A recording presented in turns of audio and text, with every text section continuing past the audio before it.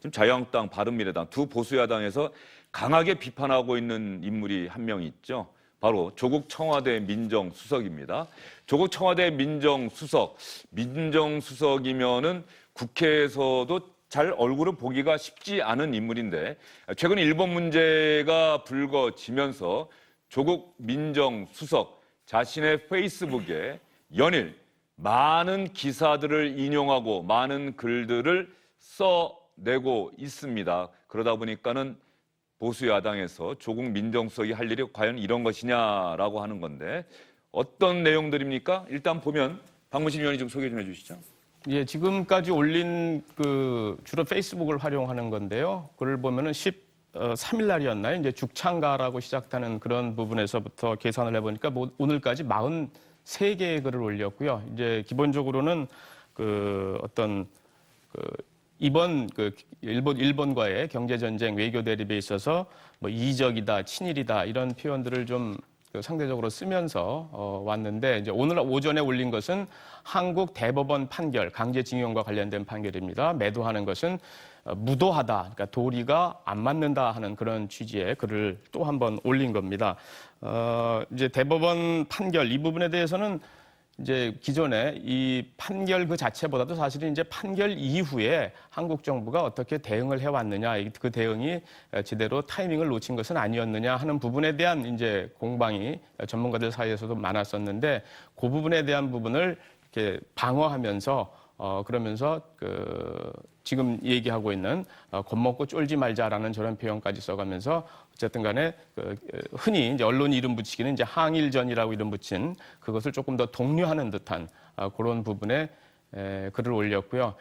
그러니까 결과적으로 보면 어떻게 보면 문재인 대통령과 조국 수석의 관계로 밀어볼 때 문재인 대통령이 직접 하기 어려운 얘기들 이런 다시 말해서 국내 정치적인 관련인 그런 얘기일 텐데 그런 부분에 있어서 좀 대통령을 좀 뭐랄까 좀 호위하는 그런 정치적 선봉장의 역할을 하고 있다. 뭐 이런 느낌도 받았습니다. 일본의 경제보복 조치가 발표된 게 7월 1일이죠? 그렇죠. 7월 1일인데 조국 수석 보면 7월 1일 날 남북미 판문점 회동에 대한 동영상 첨부해서 대한민국 청와대에서 밝힌 것, 인용한 것 이거 글 하나 올리고 7월 11일에 공수처 관련 영국의 중대 부정수사처 그 유사성 이런 부분에 대해서 글 올린 것 거의 글을 안 올리다가 7월 13일 SBS 드라마 녹두꽃 마지막 회에 나온 죽창가 이걸 인용하는 글을 올리기 시작한 뒤로 거의 매일 수많은 글을 올리고 있는데 특히 어제 올렸던 지레 겁먹고 쫄지 말자 문재인 정부는 서희와 이순신의 역할을 동시에 해나가고 있다. 이 글이 상당히 많은 큰 관심을 받고 있는 것 같은데 그 글을 43건, 42건 그 정도 되는 글이 보면 대부분은 자신이 쓴 글이 아니에요. 다른 기사들 인용해서 그냥 클릭하면 코멘트. 그 기사로 갈 수 있는 플러스 또 코멘트죠. 문재인 네. 대통령의 발언이라든가 뭐 이런 것들이고 자신의 생각을 밝힌 글은 아마 한 2-3개 정도인데 바로 그 부분에 많은 분들이 주목하고 있는 것 같은데 윤태호 소장도 읽어봤죠? 네, 저 다 읽어봤습니다. 7월 1일에서 10일까지 한 열흘간 비었던 거는요. 예. 그때 어떤 일들이 있었냐면 조국 수석이 법무부 장관이 될 것이다.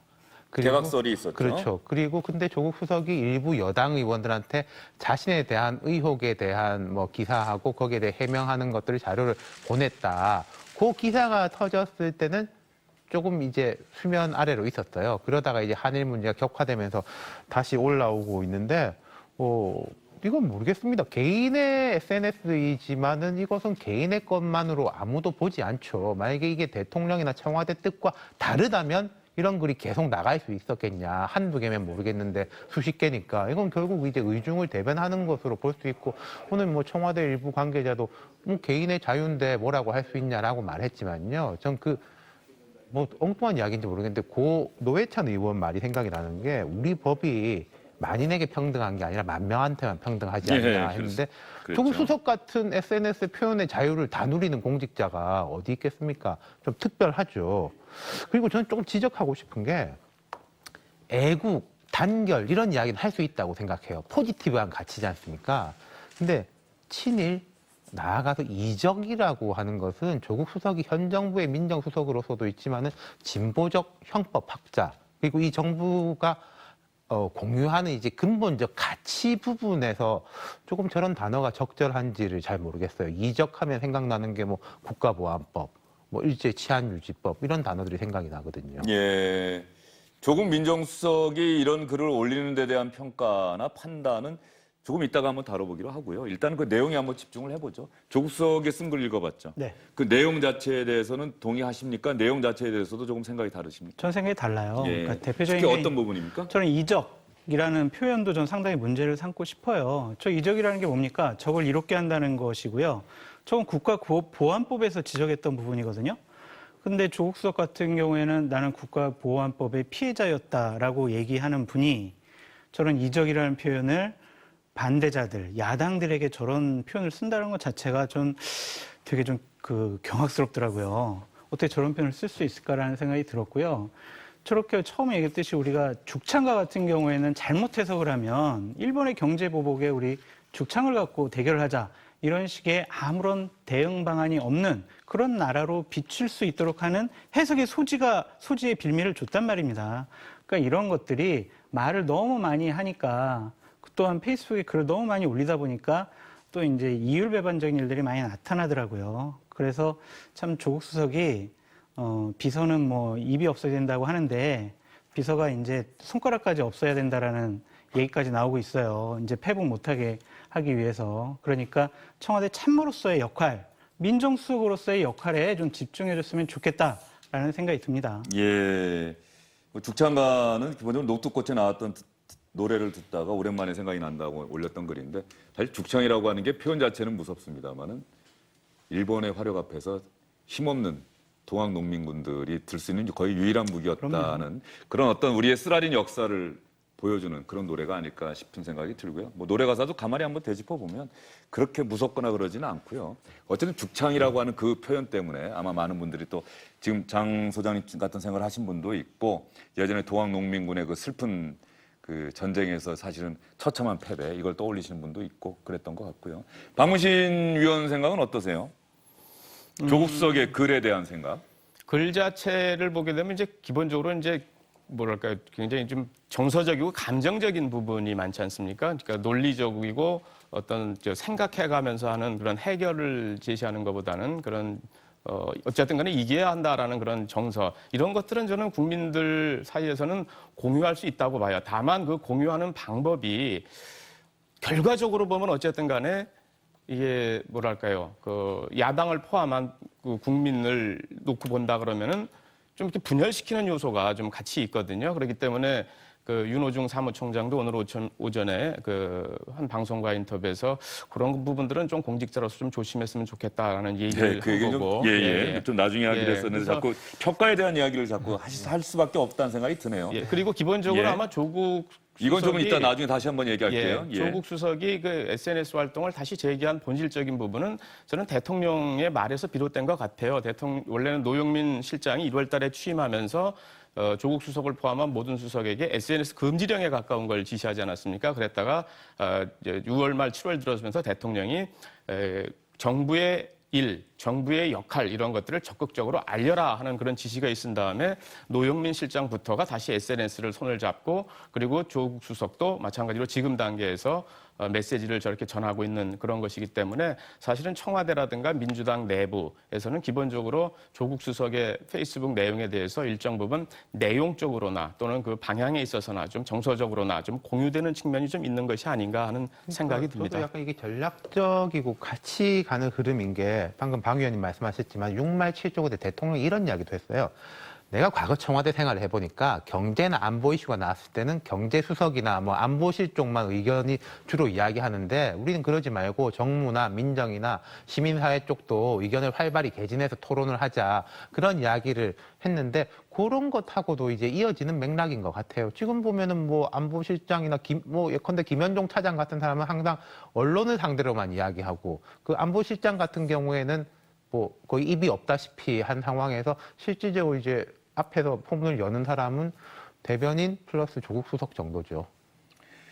조국 수석이 개인적 생각을 일본이라고 하는 현안에 대해서 개인적 생각을 밝힌 것은 7월 20일 오후 2시 3분에 올린 바로 법학의 아주 원론적인 부분이죠. 배상과 보상은 큰 차이가 있다. 배상은 불법 행위에 대한 것을 얘기하는 거고 보상은 그 적법 행위지만 손실을 끼친 데 대해서 보상하는 것인데 한일 청구권 협정은 기본적으로 배상이 아니고 보상일 뿐이다라고 하는 법적 성격에 대해서 이야기를 하면서 2005년 노무현 참여정부 시절의 민관공동위원회가 다시 한번 정리했던 부분, 그렇다고 일본의 불법 행위에 대한 개인의 배상 청구권이 소멸된 것은 아니다라고 하는 논점을 분명히 하는 글을 7월 20일 오후에 하나 올렸어요. 그리고 그날 밤에 일본 정부의 정치적 법적 논리 요약 해갖고 이런 제목으로 다시 한번 글을 올렸고 어제와 오늘에 자기 생각을 올렸고 나머지 글들은 대부분 신문 기사나 칼럼, 대통령의 발언을 인용한 것. 그러니까 42건인가 3건의 대부분은 기사나 칼럼, 대통령의 발언, 장관의 SNS 이걸 인용한 게 거의 대부분이고 자신의 생각을 밝힌 글은 한 2-3개 정도인데 바로 이 부분에 이제 야당도 주목하고 있는 것이고 정부 여당도 주목하고 있는 것이다. 그렇죠. 그러니까 야당이 가장 지적하는 근본 원인은 이거지 않습니까? 편가르기. 어떻게 국민을 반으로 가르냐라는 것이 가장 큰 지적이고요. 저는 문제를 하나 더 삼고 싶은 것은 자유민주주의에 대한 도전이 아니냐. 정치적, 사상적 자유에 대한 억압이 아니냐. 그런 생각도 들더라고요. 내 의견에 동조 안 하면 너는 적이고 너는 친일파고 너는 나쁜 사람. 이런 식으로 규정을 하는 것 자체가 완전 독재 시대에 봤던 그런 모습이 아닐까라는 생각이 듭니다. 예. 제가 약간 하나 덧붙이고 싶은 거는요. 뭐 이런 비판이 나올 것을 왜 몰랐겠습니까? 비판이 왔는데도 계속 이제 글을 썼던 거고 그래서 지난주 같은 경우엔 대통령 지지율도 오르고 또 여론도 좀 이제 정부 여당을 중심으로 뭉치는 효과가 나타나는데 그러면 이번 주, 다음 주에도 계속 이 기조를 이어갈 것이냐 아니면은 조금 숨고르기가 들어갈 것이냐. 아침에 윤호중 사무총장이 라디오 방송에서 이야기한 것이 어떤 또 그냥 개인만의 이야기인가 약간 이제 숨고르기를 위한 것인가. 그리고 또 하나 짚어볼 게 이낙연 총리가 귀국했지 않습니까? 오늘 이낙연 총리는 정부에서도 모르겠습니다. 좀 상대적으로 좀 신중한 뭐 지일파 이쪽에 속하는 사람이지 않습니까? 그걸 좀 보는 게 흥미로울 것 같아요. 예. 다시 한번요. 워낙 조국 수석의 글에 대해서는 저희가 할 얘기가 많은데 저는 지금 일단 내용에 대해서 한번 좀 얘기를 해보고 싶은데 자꾸 이야기를 하다 보니까는 이제 평가 부분으로 갈 수밖에 없다는 생각이 드는데 조국 수석이 맨 처음에 자기의 의견을 밝힌 거는 배상과 보상은 엄연한 차이가 있고 1965년 한일 청구권 협정에 의해서도 개인의 일본 정부의 불법 행위에 대한 배상 청구권은 여전히 남아 있다라고 하는 것이 노무현 참여정부의 민관공동위원회도 분명하게 그 점을 밝히고 있다라고 이야기를 하고 있고요. 네. 또 하나 일본 정부가 이번에 경제보복 조치하면서 그 다음 글입니다. 문재인 정부가 책임을 지지 않으니 수출 규제를 가해서 버릇을 고쳐야 한다. 이러한 논리에 부분적 또는 전면적으로 동조하면서 현 사태의 책임을 한국 대법원과 문재인 정부에 돌리는 한국인이 있다는 것이다. 라고 바로 이렇게 이야기를 하고 바로 여기서 애국이냐 이적이냐라고 하는 이제 논리적 귀결로 이어지는 부분이죠. 거기에 대해서는 어떻게 생각하십니까? 그 노무현 정부 당시 민간 공동위 저도 그때 기자여서 취재를 했는데요. 뭐 여기에 대해서는 이쪽 부분을 강조하는 사람도 있고 저쪽 부분을 강조하는 사람도 있는데 그 청구권이 명시적으로 해결되지 않았다라고 한 걸 3가지 지적해 놓은 게 있습니다. 원폭 피해자, 사할린 피해자, 강제 이주 피해자, 그리고 위안부 부분에 대해서는 아주 명시적으로 해결되지 않았다라고 규정이 돼 있어요. 근데 이제 강제징용 문제에 대해서는 정확하게 이제 언급이 없어요. 요것이 돼 있다, 안 돼 있다 자체에 대해 가지고는 언급이 없어가지고 이거 우리 이번 대법원 판결에서 그걸 명확하게 한 거지 않습니까? 예. 이거 역시 포함이 되는 것이다. 개인이 이제 배상을 요구할 수 있는 것이다라고 정리가 돼 있는 것이고 일본의 입장은 65년에 일본도 이제 원폭 사할린 위안부 부분에 대해 가지고는 자기들이 나름의 이제 해결책을 제시해서 뭐 부족하나마 하고 있는데 징용 문제는 65년에 해결돼 있다라는 게 일본 입장인 것이죠. 근데 일본 입장이 이렇다라고 말하는 거하고 그래서 일본 말이 맞다라고 하는 거는 조금 다르지 않습니까? 그 부분에 다르죠. 대해 가지고 예, 좀 예. 섞어서 가는 부분이 있는 것 같아요. 예. 뭐 가령 일본 정부가 이러이러한 논리를 펴고 있다라고 하는 말을 그냥 하는 것과 그렇죠. 그것이 어쩌면 한일 청구권 협정을 바라보는 보다 객관적인 시각이다라고 긍정적으로 평가하는 건 엄연한 큰 네. 차이가 있다라고 하는 그러니까 바로 우리의 그 부분이신 논리는 건데. 이렇고 일본의 논리는 이러니까 이 차이점에서 이 부분을 우리는 더 논리를 강화해야 되고 이런 이야기를 할 수가 있는데 말하자면 그런 부분에 대해서도 좀 위축시키는 효과가 있긴 있는 것 같아요. 서희, 이순신 두 역사적 인물을 조국 수석이 거론했고 사실 칼럼에도 지금 많이 인용되고 있는 두 역사적 인물입니다. 박문신 의원 보시기에 지금은 서희와 이순신의 역할이 동시에 필요하다고 하는 조국 수석의 글에 대해서는 어떻게 생각하십니까? 서희와 이순신 두 사람 중에 한 사람이 필요한 상황입니까? 둘 다 필요한 상황입니까? 일단 둘 다 필요하죠. 그런 측면에서 보면은 나름대로 고민을 해서 쓴 역사적 두 인물일 겁니다. 근데 이제 자꾸 이제 내용을 하다 보면 자꾸 평가에 대한 얘기가 이제 나온다는 수밖에 없다는 게 이런 얘기들인데 사실 저 두 역사적 인물은 조국 수석이 이야기하기 전에 제 기억에는 경향신문 칼럼에서 한번 등장을 했고 지금은 서희가 필요하다라고 하는 제가 그 칼럼을 읽은 기억이 나서 그래요. 글쎄요. 예. 그래서 서희는 외교적 역할, 이순신은 실제 싸우는 역할 아마 이거를 동시에 그러니까 싸우면서 또 외교적으로 해결해야 된다 하는 그런 동시적 역할이 필요하다. 그래서 우리가 그런 역할을 자임하겠다 하는 말 여기에 대해서는 뭐 이의를 달기는 어려울 것 같아요. 근데 그 이제 논점에 보면은 이제 맞는 말인데, 자, 그럼 서희라는 사람은 어떤 인물이냐 하면 뭐 제가 잘 알다시피 1000년 전에 이제 거란하고 싸울 때 1000년 전에. 외교적 예. 단판을 지었던 사람인데, 그때 그 과정을 역사적으로 보게 되면은 그 단판 짓는 과정에 그 단판, 흔히 우리가 교과서에서 배웠듯이 말 몇 마디로다가 저기 한 것이 아니고, 그거를 하기 위한 여러 가지 그 뭐랄까 그 물리적인 또는 무력적인 또는 국제적인 이런 것들을 다 감안해 가지고 미리 다 장치를 만들어 놓고 그 다음에 외교적 담판을 했는데 또 거꾸로 이제 이렇게 보면 서희 같은 경우가 이제 외교에 관련된 부분이라면 지금 과연 우리의 외교적 역할 지금 하고 있는 준비 대책이 또 충분할까 하는 그런 그 일종의 궁금증 같은 것들은 별도로 있을 수가 있거든요. 근데 그렇게 얘기하지 않으면은 저거는 친일이다 하는 거는 그 대목은 조금 제가 보기에는 좀 오버하는 측면이 좀 있는 것은 있는 것 같아요. 그러니까 예. 말의 내용과는 좀 다른 차원에서의 문제인 것이죠. 서희 하면 학교 시절에 배웠던 강동육주가 생각이 나네요. 네. 예.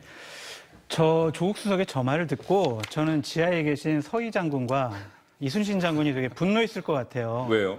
서희 장군과 이순신 장군은 적의 의도를 철저하게 파악을 해서 우리가 만반의 준비 태세를 갖춰서 외교로 강동 육주라는 땅을 얻었고, 이순신 장군은 우리가 어마어마한 승리를 가져다 주지 않았습니까? 근데 우리 야당에서 지적하고 일부 국민들이 지적하는 거는 왜 이 정부는 감정적으로 국민을 이분법으로 갈라치게 하면서 왜 실질적인 아무런 대응책을 못 내놓느냐. 너희들은 준비는 안 하고 그냥 내가 싸우면 이긴다 라고 하는 원균과 같은 사람들이다. 그렇게 얘기하는 사람들도 있어요. 그리고 6.25 전쟁 전에 북한에서 쳐들어오면 점심은 평양에서 먹고 저녁은 신의주에서 먹겠다 하고 얘기한 신성모 전 국방부 장관, 이런 분의 그냥 호언장담, 허풍 이런 걸로 국민을 선동하는 게 아니냐, 그런 생각도 듭니다. 예. 어쨌든 서희, 이순신 두 역사적 인물은 다 다른 나라에 침입이 있었을 때 그 문제를 해결하는 과정에서 큰 역할을 해냈던 인물인 거죠. 서희 장군이라고 저희가 보통 배웠습니까? 문관인데 예, 저희가 그 당시에 당시에는 서희 장군이라고 네. 배웠던 기억이 나서 어쨌든 간에 외교적 담판을 통해서 침입했던 거란을 돌아가도록 하고 오히려 강동육주 땅을 회복했다라고 하는 게 있고, 이순신 장군은 목숨을 걸고 12척의 배로 외구의 300여 척의 배를 쳐부순 그야말로 역사의 길이 빛나는 대승을 거뒀던 인물인데, 지금 상황에서 서희, 이순신 두 역사적 인물이 자꾸 거론되고 있고 조국 민정수석도 그 얘기를 하고 있습니다. 그러면 여기서 이제 자꾸 여러분께서 하셨는데 저는 이번에 질문을 이렇게 드릴게요. 민정수석이라고 하는 자리는 짧게 박문신 의원 어떤 일을 하는 곳입니까? 일단 인사 검증을 하고요. 예. 공직 감찰을 하고 예. 이런 것들이 메인인 거죠. 그리고 이제 부수적으로 이제 법률적인 어떤 그 해석, 연구 이런 것들을 하는 것이 이제 저 추가적인 업무가 될 수 있을 법무부, 거고요. 검찰, 법원 뭐 이 정도가 민정수석의 예, 관심가고 관할이죠. 관할이라고 볼 예. 수가 있죠. 그러면 강제징용 배상 판결, 대법원 판결은 제가 곰곰이 생각해 보면 민정수석이 언급할 만한 일이긴 해요. 대법원 판결이기 때문에. 근데 지금 현재 이제 상황에 대해서 일본의 경제 보복 조치 이후에 우리 정부에서 나오는 뭐 산업부의 보도 자료를 정작 산업부 기자들보다 먼저 뭐 공개한다든가 이런 일이 있었는데, 이런 역할을 왜 다른 민정수석이나 특히 외교부 장관, 산업부 장관, 일본은 지금 그런 뭐 고노 외상이라든가 또 경제산업 대신인가요? 이런 사람들이 SNS에 글을 올리는데 통상산업. 우리는 왜 강경화 외교부 장관이나 성윤모 장관이 적극적으로 이 조국 수석의 일을 안 하고 왜 민정수석이 이 일을 할까? 아까 잠깐 언급했습니다만 대통령의 복심이기 때문에 이 정부의 생각을 조국 수석만큼 잘하는 사람이 없기 때문에 그렇습니까? 그런데 청와대 관계자가 말한 것 중에 꼭 하나의 포인트가 숨어 있다고 생각해요. 조국 수석이 말하면 사람들이 관심을 많이 가진다. 그게 이제 큰 포인트 중에 하나겠죠. 막 칭찬을 하건 비판을 하건 관심이 있으니까 빅 스피커니까 말하면 많이 봐주니까요. 그게 있는 것이고. 그거 좀 정확한 표현은 아닌 것 같은데요. 조국 수석이 말하면 사람들이 관심을 갖는 게 아니라 네, 현재 조국 발언에, 수석이 SNS에 쏟아내고 있는 많은 발언에 그렇죠. 많은 분들이 관심을 기울이고 네, 있다. 저는 뭐 비슷하다 생각하는데 또 하나 더 보면 저도 조국 수석에 대해서 여러 번 생각을 해봤는데 근데 이런 게 같아요.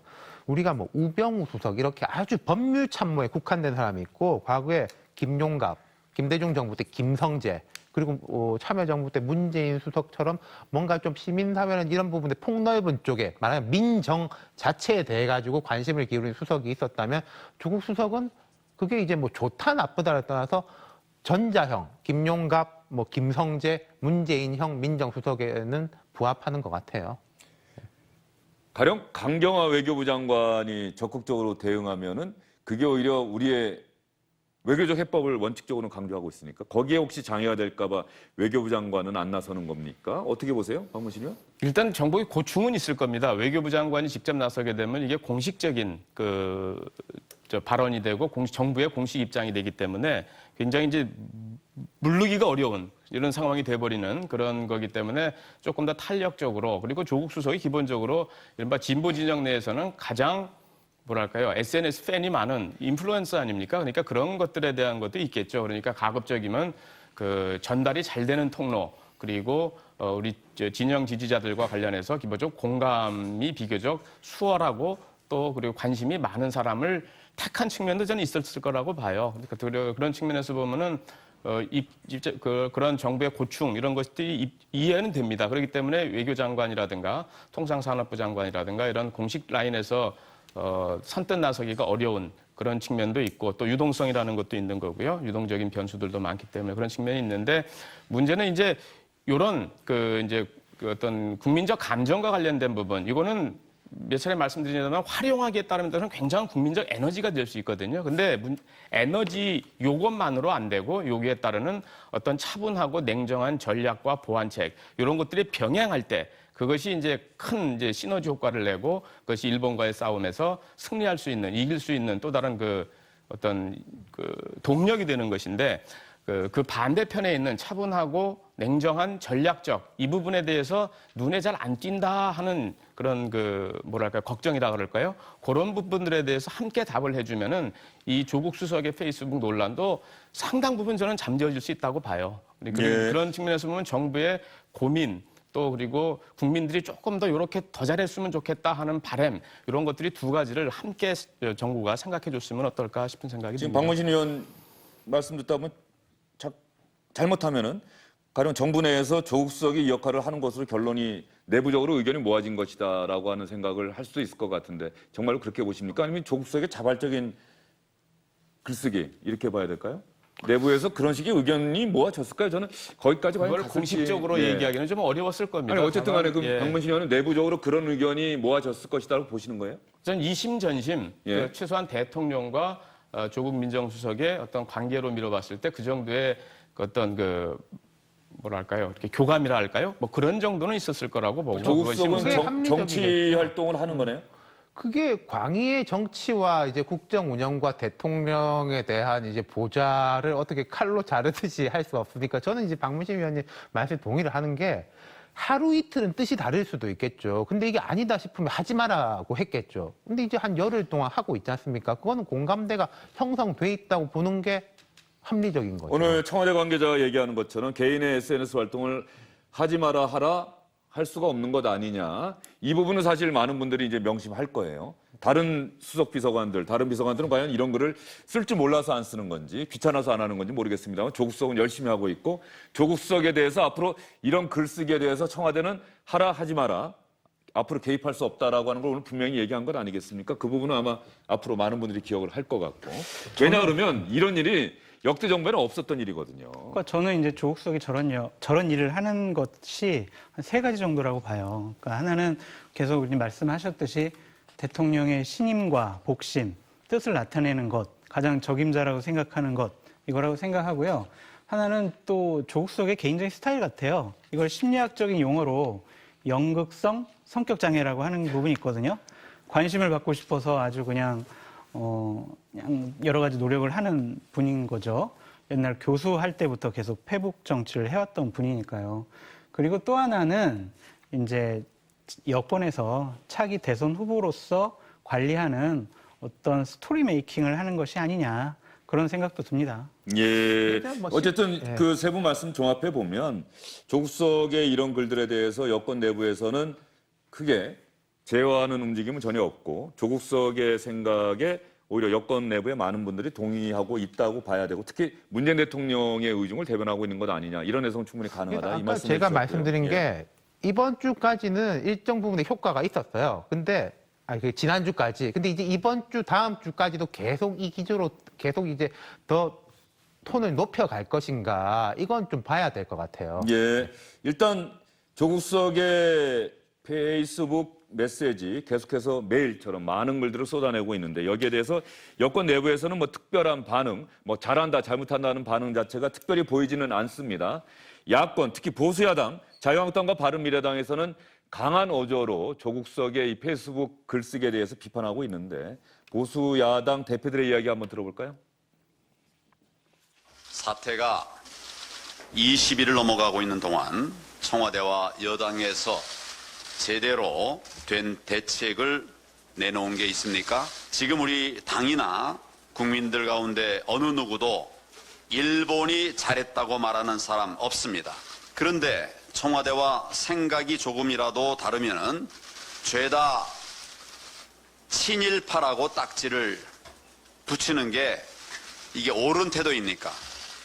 온 국민이 힘을 합쳐서 대응을 해도 모자랄 판에 친일, 반일 편 가르기 하는 게 과연 사태 해결에 도움이 됩니까? 쫄지 말라고 말만 하면 기업들의 경쟁력이 살아나는 겁니까? 정부와 집권 여당은 연일 국민 감정을 선동하고 정치권의 갈등을 조장하는 발언을 계속하고 있어 우려가 됩니다.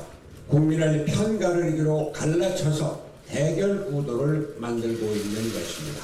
한간에 회자되는 대로 조국 수석을 법무장관에 임명하시면 절대 안 됩니다. 내각은 분열을 조정하여 국민 화합의 길을 찾는 역할을 해야 하는데 조국 수석은 오히려 국론 분열을 조장하는 일만 하고 있기 때문입니다. 국론 분열, 편 가르기, 쫄지 말라고 말만 하면 기업의 경쟁력이 살아나는 겁니까? 라고 두 보수야당의 대표가 민정수석의 글에 대해서 직접적으로 비판하고 나섰습니다. 여기서 한 가지 또 세 분께 한번 질문을 드려볼게요.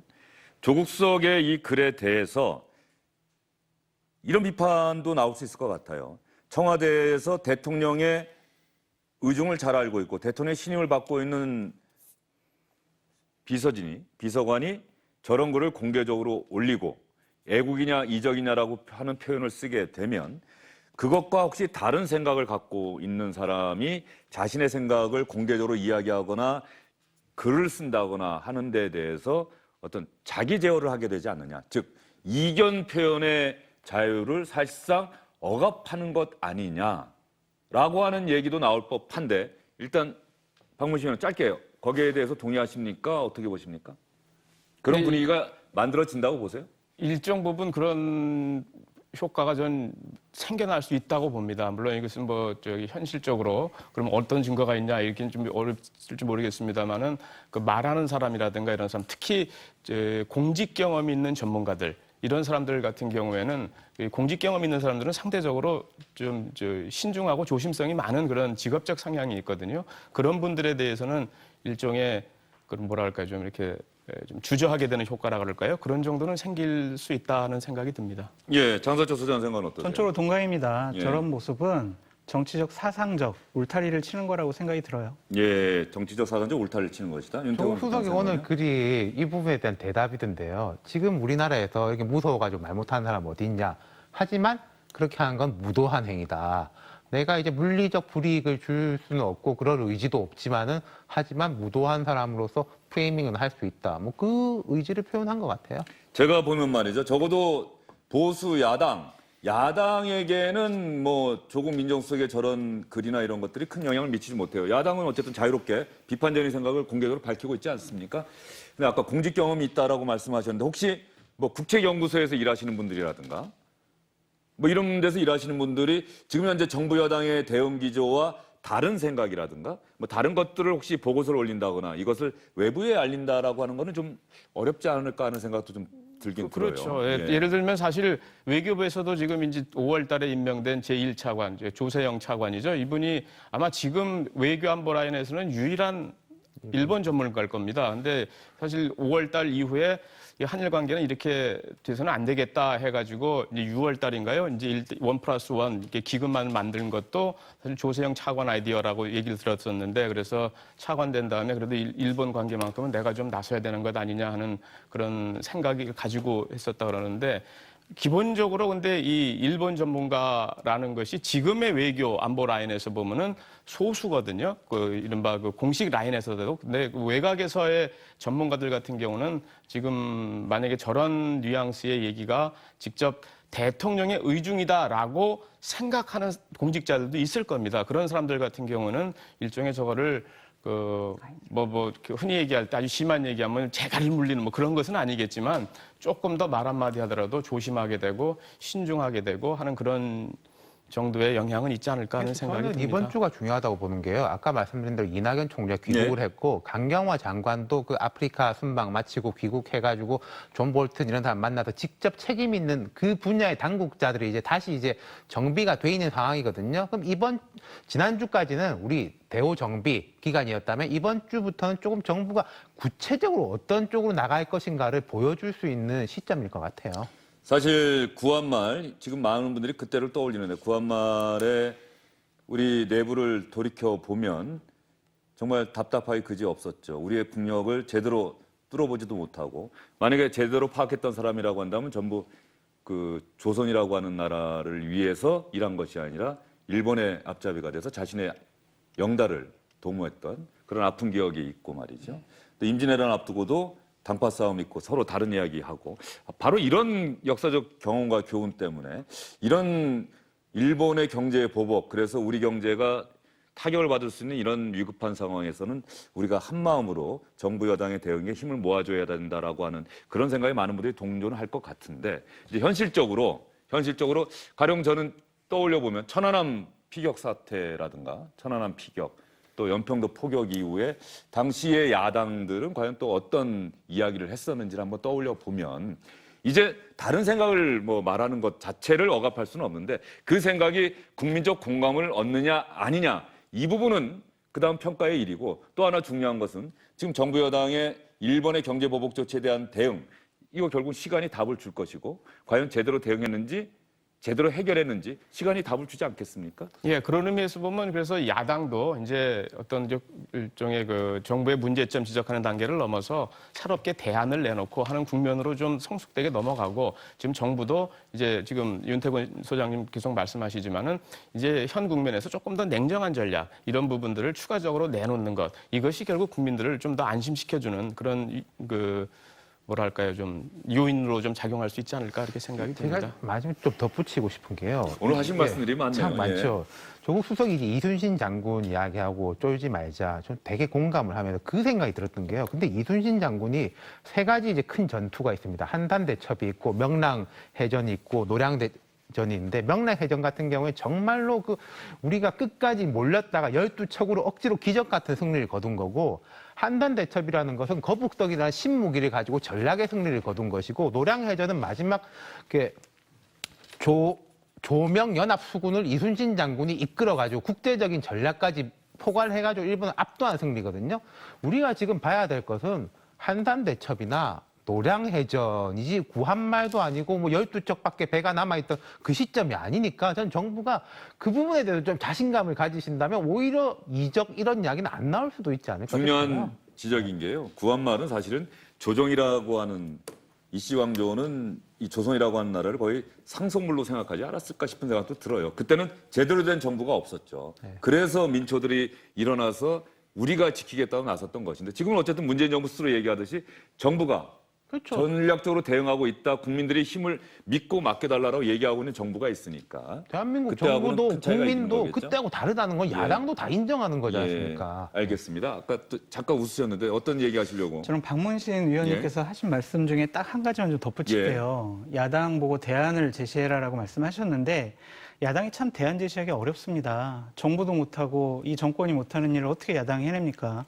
집권 경험은 있지 않습니까? 근데 특히 외교적인 문제에 대해서는 되게 민감해요. 이 부분은 정말 국익과 관련된 문제이기 때문에 야당이 원론적인 얘기밖에 할 수밖에 없다라는 그런 상황은 좀 이해를 해줘야 되지 않을까라는 생각이 들고요. 정말 기업들이 피해가 가지 않게 이 정부가 현실적인 방법, 대안 이런 것들을 하루속히 마련해서 야당과 국민을 좀 안심시켰으면 좋겠다는 생각이 듭니다. 예, 저는 이야기하다가 보니까 오늘 SNS에서 봤던 또 제가 얼마 전에 다시 한번 봤던 영화 대부의 그 대사들이 생각이 나네요. 그 주인공 아들이죠, 알파치노가 그 형하고 이야기하는데 다른 사람과 사업 얘기를 하는데 형이 그 다른 사람 이야기를 편을 드니까 나중에 조용히 형한테 한마디 하죠. 형, 나한테 어떤 얘기도 좋은데 다른 사람 앞에서는 가족 편을 드는 거야.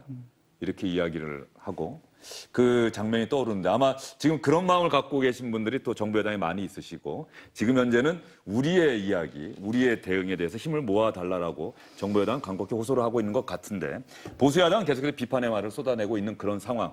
이것 때문에 조금 민정수석의 SNS 글이 갖는 무게가 또 남다르게 다가왔던 게 아닌가 싶은 생각이 드는데 거기에 대한 평가는 어쨌든 누구나 다 할 수 있는 거다라고 여기까지는 말씀을 드리겠습니다. 앞으로 정부 여당이 과연 세 분이 얘기하신 것처럼 이번 상황을 우리 기업에 큰 피해 없이 마무리할 수 있는지 앞으로 정부 대응해 나갈 것이고 일본도 거기에 대해서 또 대응하겠죠.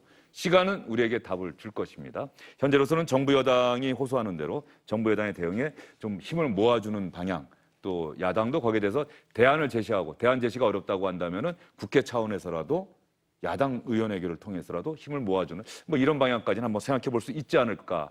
황교안 대표가 스스로 약속했듯이 대안을 또 내놓겠다고 약속을 했으니까 자유한국당의 대안 어떤 건지도 한번 지켜보도록 하겠습니다. 시간은 좀 지났습니다만 조금 전에 손학규 바른미래당 대표가 잠깐 화면에 나왔었죠. 손학규 바른미래당 대표의 거취 문제를 놓고 바른미래당 오늘 아침 최고위원 회의에서 그야말로 큰 충돌이 있었다고 합니다. 어떤 상황이 있었는지 저희가 영상으로 정리해봤습니다.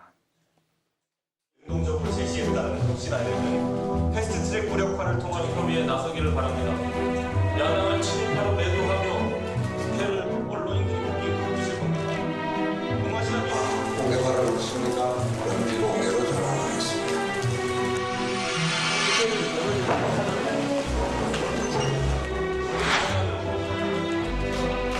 저를 치고 가십시오. 부끄러운 일 하신다면 저를 치고 가십시오. 대표가 당원 장비가 아니었지만 장비를 지킬 당원이 아닙니다. 됐습니다. 뭐가 됐습니까 도대체? 의원님. 뒷골목 건달들도 이렇게 정찰합니다. 이렇게 도망가시면 안 됩니다. 처절한 절규의 목소리 좀 듣고 좀 대화를 좀 하세요. 뭐가 문제입니까? 대화도 못합니까? 경쟁은 이게 무슨 하나라는 게 없어요. 보장의 조력자가 아닙니다. 저희는 폐지를 요구하는 게 아니라 대화를 요구하는 겁니다, 사장님. 왜 이러시는 거예요?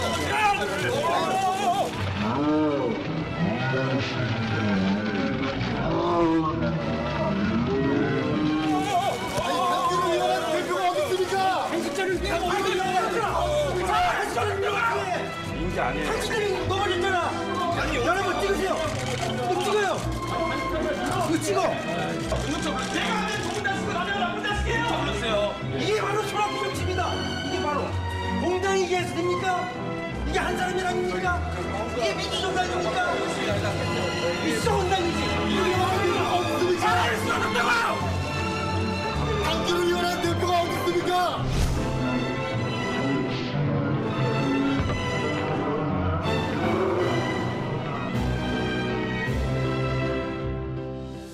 바른미래당 소식은 오랜만에 전해드리는 것 같은데 사실 그동안 뭐 매일매일 저희가 전해드릴 필요성을 느끼지 못해서 안 전해드렸는데 오늘 아침엔 지금 왜 저런 일이 일어난 겁니까? 지금 이제 자막에도 나왔습니다만 혁신이라는 단어가 예. 굉장히 눈에 들어오셨을 거예요. 이게 사안의 핵심이 뭐냐면은 지난 11일 날입니다. 이제 당의 혁신이 이게 손학규 대표가 만들어서 위원장을 지정하고 9명의 위원으로 만들었는데 이곳에서 그 어떤 의견이 하나가 안건이 의결이 됐습니다. 그게 명칭이 지도부 공개 검증을 통한 재신임 추진안 이렇게 돼 있는데 쉽게 말하면 손학규 퇴진안입니다. 그래서 이거에 대해서 혁신위원들은 5대4로 통과가 됐으니 오늘 최고위원회의가 있었거든요. 여기에 상정을 해가지고 이거를 당 차원에서 토론을 하고 표결에 붙이자 이렇게 얘기를 한 거고 손학규 대표는 상정을 거부하고 그런 건 못하겠다 이렇게 하면서 지금 싸움이 붙은 거죠. 결과적으로 보면은 그 유승민계